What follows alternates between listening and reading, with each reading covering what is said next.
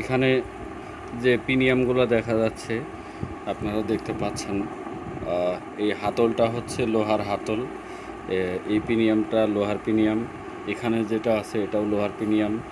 তারপর হচ্ছে এখানে যে পিনিয়ামটা দেখতে পাচ্ছেন এটা লোহার পিনিয়াম। এখানে যেটা দেখতে পাচ্ছেন সেটাও লোহার পিনিয়াম। এখানে ইন্টারনাল একটা পিনিয়াম আছে, সেটাও লোহার পিনিয়াম। এখানে গ্রিজ দেওয়া লাগে বা মোবিল টোবিল দেওয়া লাগে এই ছিদ্রগুলোর মধ্যে, মাঝে মধ্যে দিতে হয়, এতে করে মেশিনগুলো ভালো থাকে। এখানে হচ্ছে আপনার টেবিলে বসানোর জন্য ছিদ্র এখানে একটা দেওয়া আছে, এবং এখানে সামনে আরও দুইটা দেওয়া আছে। এই দুইটাতে ছিদ্র করে টেবিলে পার্মানেন্ট করে বসায় নিতে পারবেন। তারপরে এখানে যে কাউন্টিং মিটার আছে, এই মিটারের যে প্রিমিয়ামটা আছে এটা মিটারের সাথে সেট আপ একেবারে।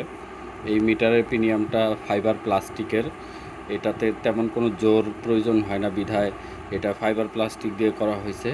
এটাতে ওই ধরনের কোনো শক্তির কাজ নাই, জাস্ট শক্তিটা এখান থেকে উৎপন্ন হয়ে এখানে চলে আসে, এখানে কোনো শক্তি লাগে না।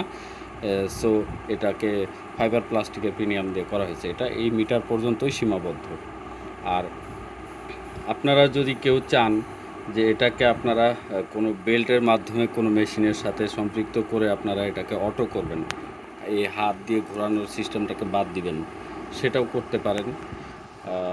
আর এই যে মিটারটা দেখতে পাচ্ছেন, এই মিটারটা এখন আপনারা ইচ্ছা মতো এটাকে জিরো করতে পারবেন। এই যে এই জিরো করার জন্য এখানে যে গ্রিপটা আছে এটাকে নিচে টান দিলে হবে।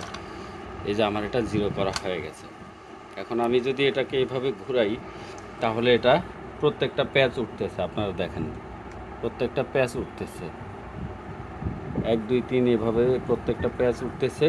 আর এইদিকে কত প্যাচ হচ্ছে সেটা এখানে দেখাচ্ছে। তো এটা আপনাদের প্রয়োজনীয় জিনিস হতে পারে। আশা করি এটা আপনাদের কাজে লাগতে পারে। এই ছিল আমাদের প্রোডাক্টটা। আপনাদেরকে অসংখ্য ধন্যবাদ।